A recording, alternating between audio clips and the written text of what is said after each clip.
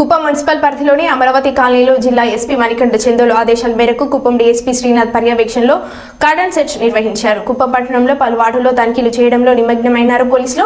సోమవారం నాడు అమరావతి కాలనీలో ముమ్మరంగా తనిఖీలు చేపట్టారు. రికార్డు లేని వాహనాలను గుర్తించి స్వాధీనం చేసుకున్నారు.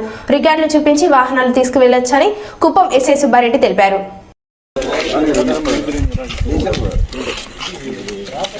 మేము 30 తిప్పే లోపల ప్యాలెస్ రోడ్ ఇప్పుడు దాటేసిందాము.